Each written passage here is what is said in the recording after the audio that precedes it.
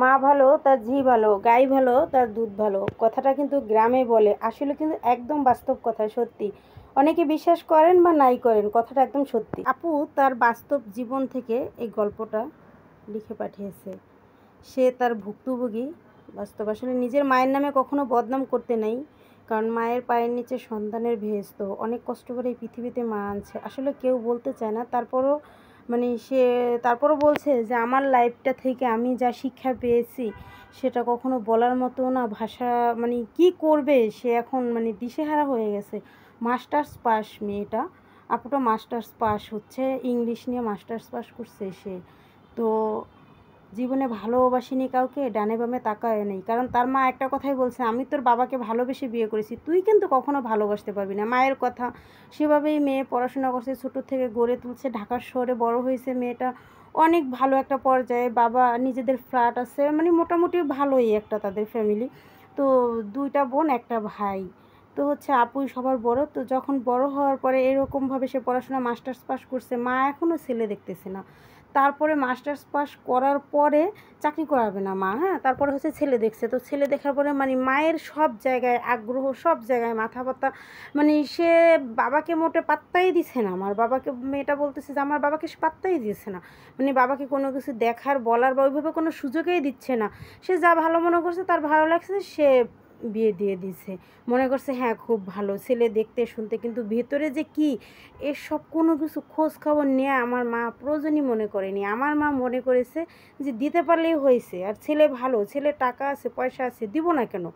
কিন্তু ছেলেটা ভালো কি না, একটা মেয়েকে তো বাবা মা সবাই খাওয়াতে পারে, কিন্তু মান সম্মানের জন্যই তো একটা মেয়েকে বিয়ে দেয়। আর আল্লাহর দুনিয়ায় নবী থেকে এই পর্যন্ত তো চলে আসছে এভাবে যে মেয়েদেরকে পরের ঘরে যাইতেই হবে। কিন্তু ছেলেটা ভালো কি না, টাকা থাকার আগে দেখতে হবে ছেলেটার মন মানসিকতা কেমন, ছেলেটা ভালো কি না, সে নেশাখোর কি না।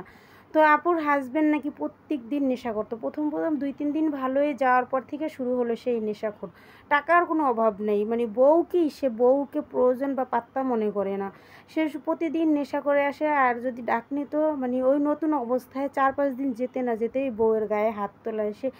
মানে সে আপুটা বলছে যে কিভাবে বলবো আমি, যে নেশাখোর হাজবেন্ড যার আছে একমাত্র সেই বলতে পারে একটা নেশাখোর মানুষের নেশা করলে তার কিছুই থাকে না। সকালবেলা উঠে সে মাপ চাইতো, কি হয়েছে, কিছু হয়নি, হ্যাঁ এটা স্বাভাবিক বিষয়, এটা কোনো বিষয় না, এভাবে সবসময় করতো। রাতের বেলা সে কী করতো তার মনে নেই, সকালবেলা উঠে এভাবে, হ্যাঁ এভাবে করতে করতে আমার 6টা মাস আমার জীবনটা আমার একেবারে অধৈর্য, আমি অধৈর্য হয়ে গেছি, আমি আর পারতেছি না। আমার মাকে বললাম, আমার মা কোনো কিছুই বিশ্বাস করে না, না না না ছেলে টাকা আছে, ছেলে কীভাবে কী করবে, না এটা আমি কিছুতেই বিশ্বাস করছি না। সে তো দিনের বেলায় ভদ্রলোক, একদম ভদ্রের পাঠা যা বলে। তো লাস্টে আমি অনেক কষ্টে আমার বাবাকে বলি, বাবা আমি কি করব। তো পরে আমার বাবার ডিসিশন নিয়ে আমার বাবা আমাকে ডিভোর্স করিয়ে নিয়ে আসে, কিন্তু আনার পরে তো আমার মায়ের সাথে বাবার সাথে সে অন্যরকম এক কাহিনী। তো বাবা মা যেহেতু ভালোবেসে বিয়ে করছে, তাদের তো আর কিছু হয় নাই, মাঝখান থেকে আমার কপালটা গেল। এই জন্যই আমি প্রথমেই বললাম, মা ভালো তার ঝি ভালো, গাই ভালো তার দুধ ভালো। আসলে আমার মা যদি এতটাই চালাকি না করতো, এতটাই না করতো, তাহলে হয়তো আজকে আমার জীবনটা এভাবে হতো না, আমিও হয়তো ভালো থাকতাম। এখন আমার মায়ের ঘরে আছি, কি বলবো, মাই আমাকে নিজে কাজের বেটির মতো রাখছে। হয়তো ভাই এখনও বিয়ে করেনি, কিন্তু তারপরও ভাইয়ের বউ এখনও আসার আগে এভাবে মা আমাকে চাকরিও করতে দিচ্ছে না। আমি ইংলিশে মাস্টার্স করা একটা মেয়ে, আমাকে মা চাকরিও করতে দিচ্ছে না। এভাবে কি মানুষের জীবন চলে? আমি কি করব? আপুটা একটা অতিষ্ঠর মতো হয়ে গেছে, তাই সে আমাকে বলল, আপু আমি কী করব? আপু আমি আপনাকে যতটুকু আমার থেকে বলবো, আপনি ধৈর্য ধরেন, নামাজ পড়েন, বাকিটা উপর আল্লাহর হাতে। আপনি দেখবেন একসময় ভালো একটা জীবনসঙ্গী পাবেন। অবশ্যই আপনার জন্য দোয়া রইল, আপনার মায়ের জন্য দোয়া রইল, যাতে সে ভালো তার এটা বুঝতে পারে। যে আপনার বাবার জন্য দোয়া রইল, ভালো থাকবেন, সুস্থ থাকবেন।